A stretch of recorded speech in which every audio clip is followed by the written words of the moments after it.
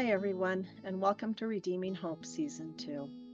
Here I share my stories of healing, faith, and resilience.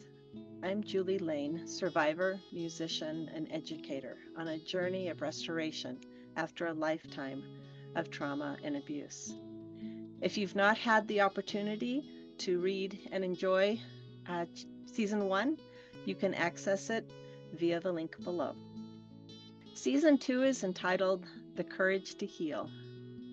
Over the next 10 weeks, I'll be sharing details about my abuse and trauma, provide resources and reflections on what was steps I have taken to start my healing journey and to answer your questions. I want to start this season by sharing an overview of my story. It's raw, it's vulnerable, and I believe that by opening up, we create space for others to feel seen in the struggles that we have. For so long, I carried my childhood abuse like it was just part of my identity. I didn't even call it abuse. I called it normal. I thought survival meant ignoring the pain, staying quiet, pushing forward. But that silence turns into shame, and that shame just continues to grow until it controlled me. The turning point came one day when I met with a new therapist.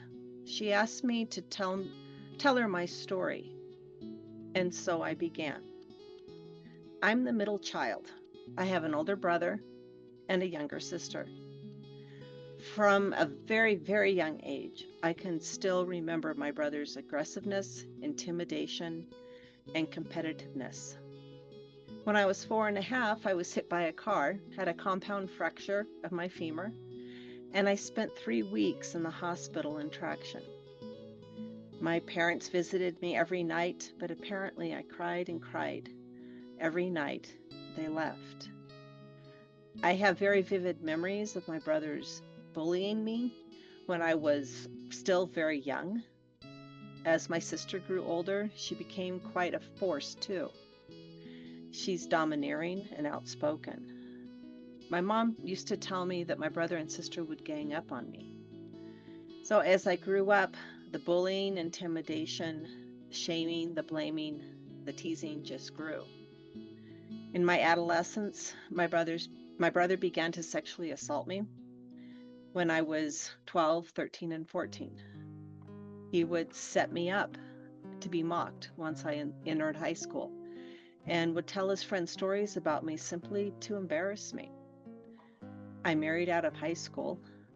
I do not think I realized it at the time, but I do think now that that was just simply to get out of the house. That marriage lasted about 5 years, and that husband was controlling, very jealous, told me who my friends were, and seemed to think he knew better than me when it came to my music career. I was single for about 6 months when I met my second husband.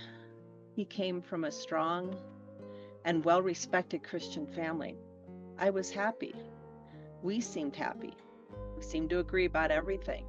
Yet his large family, extended family, did not seem to like me. He told me it would take time. I just needed to give them that time. Yet I was the black sheep. I was shunned. I was not included in conversations, not even casual hellos. They had no interest in my musical career, which by this time I had established myself and sought after by top artists and entertainment organizations. In essence, their shunning resulted in me leaving that career. I wanted to fit in so badly. So I entered the career of education. And even though I had given them 18 years of my life, they never really did come to accept me. And eventually, my husband left us. I was then single for about 10 years as I was really focused on raising my daughters. Then I married again. My story ended there. My therapist's immediate comment was that I was so disconnected from my story. It was as if I just went through the motions, provided the facts, and she was right. I had been so disconnected or dissociated with my story. It is here I learned to survive. The next thing she told me was that therapy can present significant life changes. Working through trauma and abuse, you may find you do not like aspects of your life. You have to be prepared for those types of changes. In the back of my head, I knew two things were going to change. First, I had to resign from my nonprofit I had started with my current husband. I also had a sense that this would be the end of my marriage. When I left this first therapy session, I deeply reflected on my long drive home. I barely recognized myself. I was surviving, not living. I realized my childhood and my 3 marriages had stolen pieces of me, my voice, my worth, my ability, my sense of safety, even my joy. And in that moment, I asked myself a hard question. Do I want to keep living like this, or do I want to heal? Choosing healing wasn't glamorous.